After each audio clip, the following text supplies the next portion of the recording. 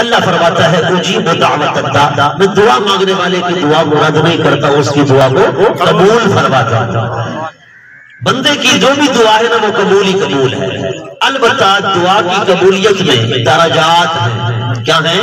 درجے ہیں، کہ کسی کی دعا بہت جلد قبول ہو جاتی ہے، کسی کی دعا دیر سے قبول ہوتی ہے، کسی کی دعا کو اللہ ذخیرہ کر لیتا ہے۔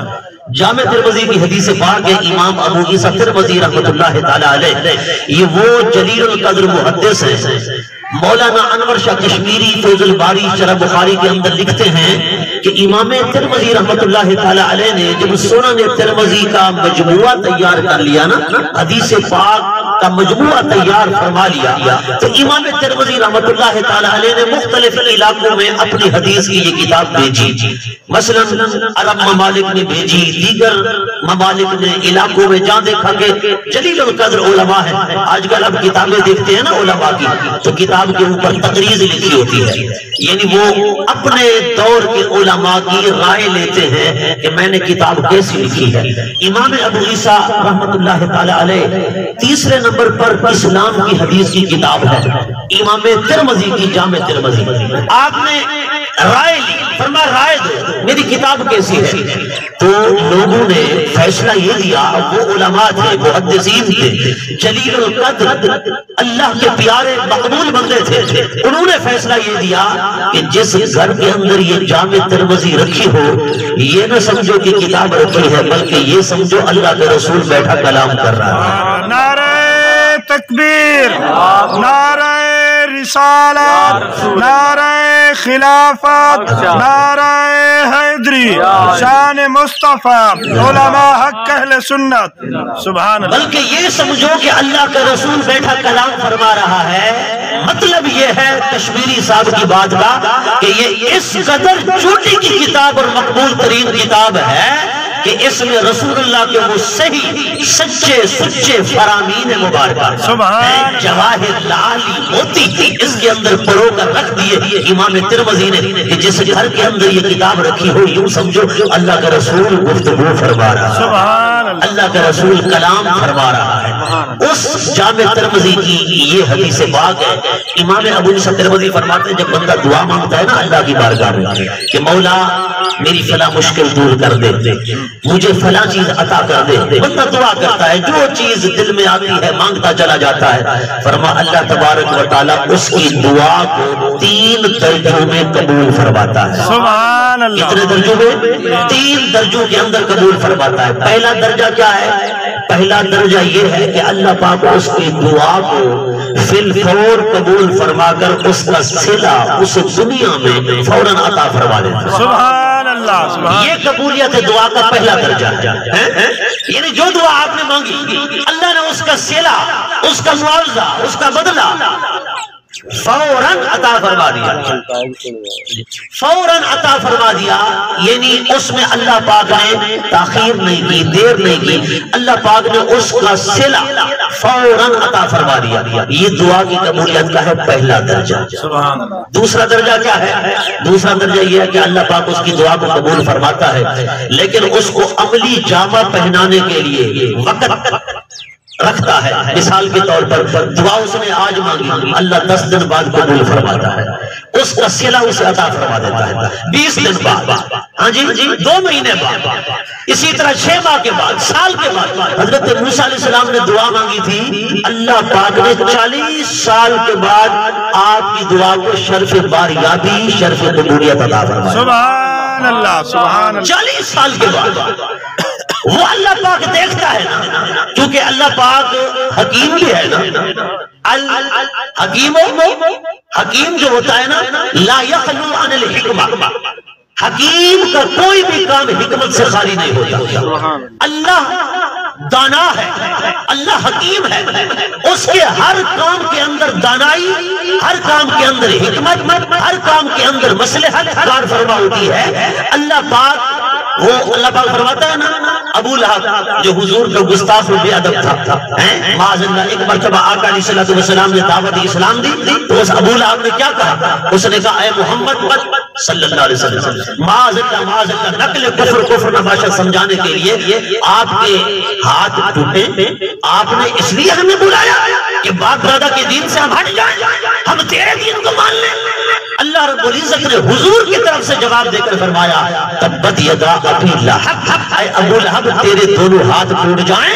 بات ہے سبحان اللہ۔ اے ابو لہب تیرے ہاتھ ٹوٹیں، میرے محبوب کو ایسا فرماتا ہے۔ پھر کافروں کے بارے اللہ فرماتا ہے قاتلہم اللہ انا یؤفکون، اللہ ان کافروں کو قتل کرے، یہ کہاں انہیں جا رہے ہیں؟ مولا ابو لہب کے ہاتھ کوئی اور توڑے گا؟ تو ہی تو توڑے گا، تو توڑ دینا۔ نہیں، اللہ پاک توڑے گا مگر وقت پر توڑے گا۔ قاتلہم اللہ انا یؤفکون، اللہ ان کافروں کو قتل کرے، مولا کر دینا، کوئی اور کرے گا تو ہی تو کرے گا، لیکن کرے گا میعاد پہ۔ اللہ پاک نے ہر چیز کا، ہر کام کا ایک وقت مقرر فرما رکھا ہے۔ اللہ پاک کافروں کو دنیا میں سزا دے دے، وہ مالک مختار ہے، لیکن دنیا میں ڈھیل دیتا ہے۔ اللہ پاک آخرت کے لیے ان کے عذاب کو مؤخر کر دیتا ہے۔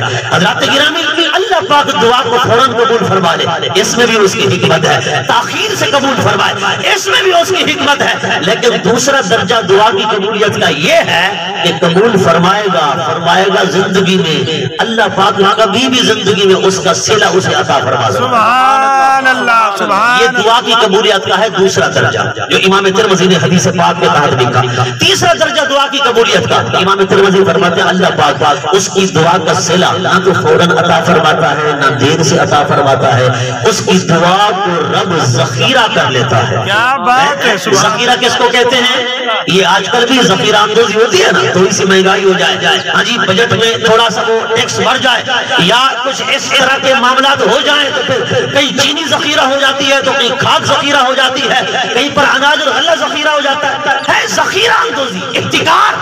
نبی پاک صلی اللہ علیہ وسلم نے فرمایا احتکار کرنے والا خدا سے مقابلہ کر رہا ہے۔ اللہ اکبر۔ خدا سے مقابلہ کرنے والا کبھی ترقی نہیں کر سکتا، کبھی کامیاب نہیں ہو سکتا، اللہ اسے ذلیل کرتا ہے۔ احتکار، ذخیرہ اندوزی، یہ شریعت مطالعہ کے اندر حرام ہے، حدیث پاک کے اندر اسے منع کیا گیا۔ ذخیرہ اندوزی کسی بھی چیز کی ہو، یہ نہیں اس چیز کی قلت پیدا کر دینا، کمی پیدا کر دینا تاکہ وہ ریٹ بڑھیں گے، قیمتیں بڑھیں گی، وہ چیز کم پڑے گی، پھر وہ ہم زیادہ پیسوں سے بیچیں گے۔ یہ ذخیرہ اندوزی حرام اور ممنوع ہے۔ اللہ رب العزت نے قرآن مجید فرقان حمید میں بھی اسے منع فرمایا، آقا علیہ الصلوۃ والسلام نے بھی منع فرمایا۔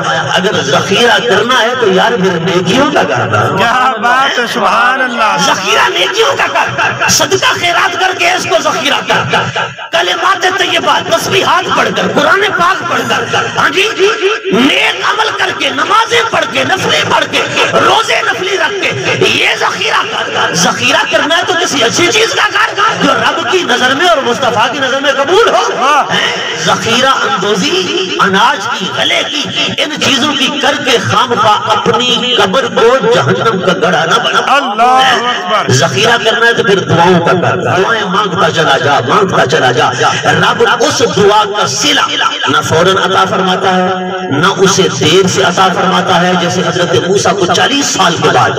رب کی حکمت ہے، اس کی مصلحت ہے۔ کسی کو پھر تیسرا درجہ دعا کی قبولیت کا، رب آخرت کے لیے ذخیرہ کر لیتا ہے۔ جب بندہ قیامت کے دن آئے گا نا، اللہ پاک فرمائے گا میرے ملائکہ اسے یہ دے دو، یہ دے دو، یہ دے دو، اسے دے دیا جائے گا۔ وہ کہے گا مولا میں نے اتنا نیکیاں تو نہیں کی تھی، یہ سارے اجر مجھے مل رہے ہیں، یہ نعمتیں، یہ ڈھیروں ڈھیر اجر و ثواب، کیا وجہ ہے؟ اللہ پاک فرمائے گا اے میرے بندے، وہ دنیا کے اندر تو نے دعائیں مانگی تھی، میں نے تجھے نہ فوراً اس کا صلہ دیا تھا نہ دیر سے، دنیا میں اس کا کوئی صلہ تجھے نہیں ملا تھا، میں نے وہ دعائیں ذخیرہ کر لی، آج ان دعاؤں کا صلہ تجھے آخرت میں عطا کر رہا۔ سبحان اللہ سبحان اللہ سبحان۔ بندہ بے ساختہ بولے گا یا اللہ کاش میری دنیا میں ایک دعا بھی قبول نہ ہوتی، میری ساری دعائیں آخرت کے لیے تو ذخیرہ کر لیتا تاکہ سب کا اجر مجھے آخرت میں مل جاتا۔ اللہ پاک کے سامنے جب بندہ بے ساختہ بولے گا نا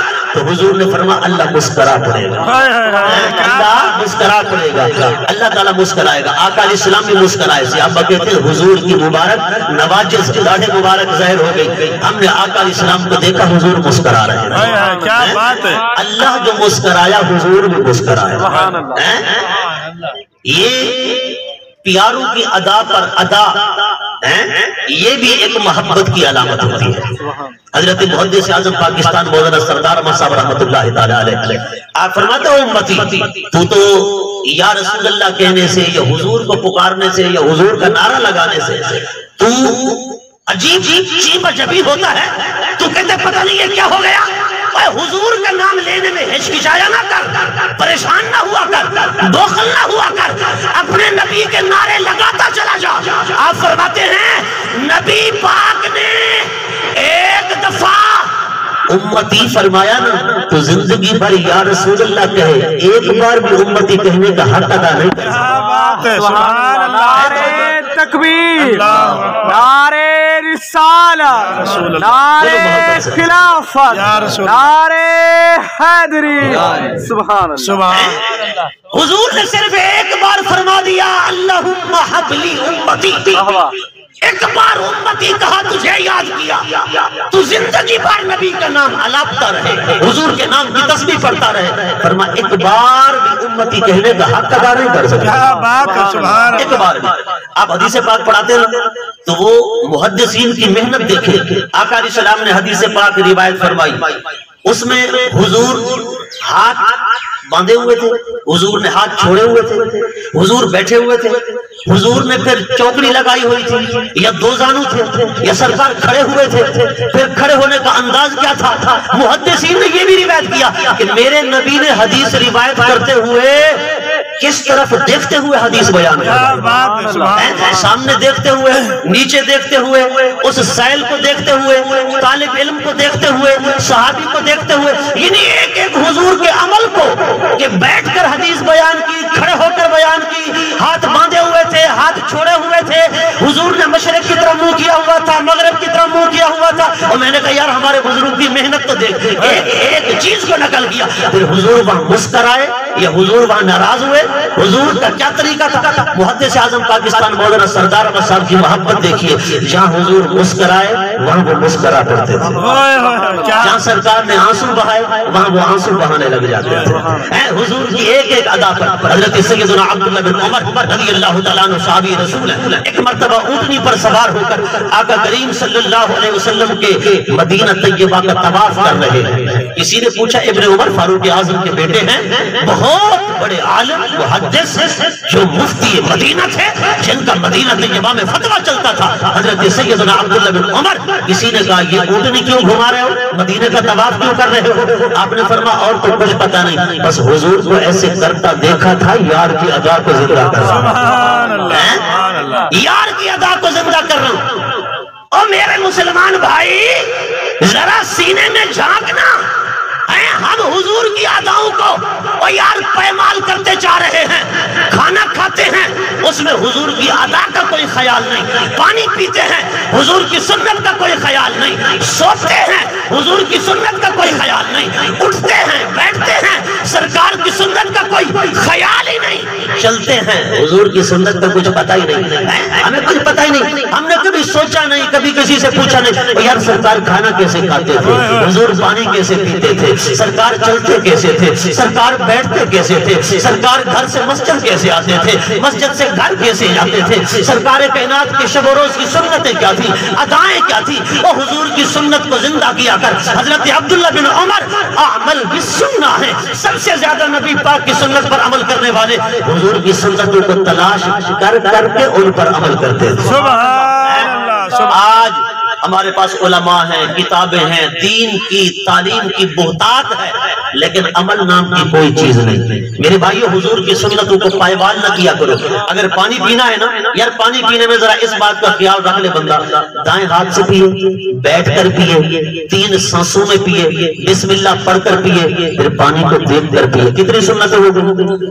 دائیں ہاتھ میں پکڑنا ایک سنت، بسم اللہ شریف پڑھنا دوسری سنت، بیٹھ کر پینا تیسری سنت، پانی کو دیکھ کر پینا چوتھی سنت، 3 سانسوں میں پینا 5ویں سنت۔ ایک سنت کو بندہ زندہ کرے کتنا ثواب ہے؟ من احیا سنتی عند فساد امتی فلہ اجر 100 شہید۔ حضور فرماتے ہیں جب امت میں لوگوں کے حالات بگڑ جائیں، لوگ ہندوؤں، یہودیوں، نصرانیوں، غیر مسلموں، کافروں کے طریقے زندگی کو اپنانے لگ جائیں، گھر اسی طرح بنائیں، رہائش گاہیں اسی طرح بنائیں، کھانے پینے کے دسترخوان اسی طرح لگے، ان کا اٹھنا بیٹھنا، ان کی ظاہری حالت یہود و نصارہ جیسی ہو جائے، میری امت میں فساد اور بگاڑ آ جائے، اس دور میں اگر کوئی میرا غلام میری ایک سنت کو زندہ کرے گا، اللہ اس کو 100 شہید کا ثواب عطا کرے گا۔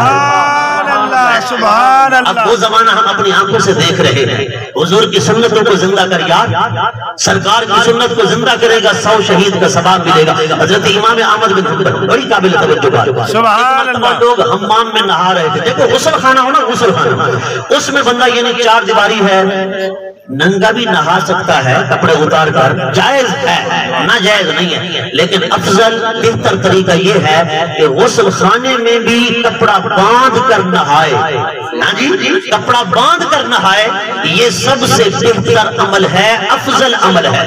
حضرت امام اور حضور کی سنت بھی ہے، سرکار اتنا حیا فرمانے والے تھے، اتنا حیا فرمانے والے تھے، اللہ اکبر، سرکار کائنات شرم و حیا کا پیکر تھے میرے آقا حضور، 70 پردوں میں بھی ہوتے نا، سرکار کائنات پھر بھی کبھی ننگے نہیں نہائے، حضور نے کپڑا باندھ کر غسل فرمایا۔ سبحان اللہ۔ امام احمد بن حنبل آپ فرماتے لوگ ننگے نہا رہے تھے، حمام خانے تھے، پردے کی جگہ تھی، لیکن میں نے کہا میں تو ننگا نہیں نہاؤں گا، حضور کی سنت ہے، میں تو کپڑا باندھ کر نہاؤں گا۔ فرماتے میں نے کپڑا باندھ کر غسل کیا۔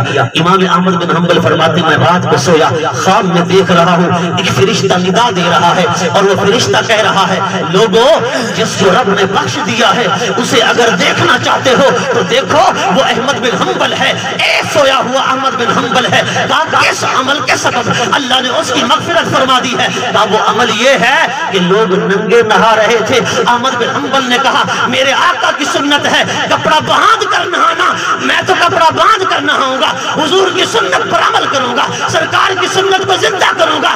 بس اس نے حضور کی سنت کو زندہ کیا، اسی سنت کے بسبب اللہ نے اس کی مغفرت فرما دی ہے، سبحان اللہ، اللہ نے اس کی بخشش فرما دی ہے۔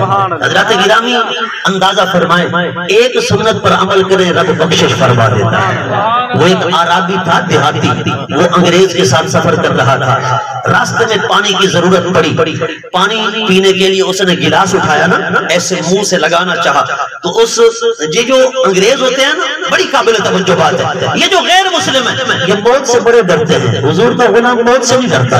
حضرت سیدنا اسد اللہ امیر حمزہ رضی اللہ تعالی عنہ، آپ جب کفر کی حالت میں جنگیں لڑتے تھے نا، لوہے کی زرہ پہنتے تھے، لیکن آپ جب اسلام کی جنگیں لڑے، جنگ بدر، جنگ احد، ایک سادہ سے چولے میں، کیا بات ہے، ایک سادہ سے چولے کے اندر، بالکل سادہ سا قمیض، آپ جنگ لڑتے ہیں سادہ سے قمیض کے اندر۔ حضرت امیر حمزہ سے پوچھا گیا اے امیر حمزہ، آپ کفر میں جنگیں لڑتے لوہے کا لباس پہن کر، زرہ پہن کر، لیکن جنگ بدر میں دیکھا، جنگ احد میں دیکھا آپ سادہ سا قمیض کے اندر جنگ لڑ رہے تھے، کیا وجہ تھی؟ آپ نے فرمایا اس دن جب میں جنگ لڑتا تھا اور زرہ پہنتا تھا، اس دن میں کافر تھا، مسلمان نہ تھا، موت سے بھی ڈر لگتا تھا، بیماری سے بھی ڈر لگتا تھا، لیکن جب سے اپنے بھتیجے کے ہاتھ میں ہاتھ دیا ہے، محمد عربی کا غلام بنا ہوں، اب میں سادہ سے قمیض کے اندر جنگیں لڑتا ہوں، کوئی لوہے کا لباس نہیں پہنتا۔ کیوں؟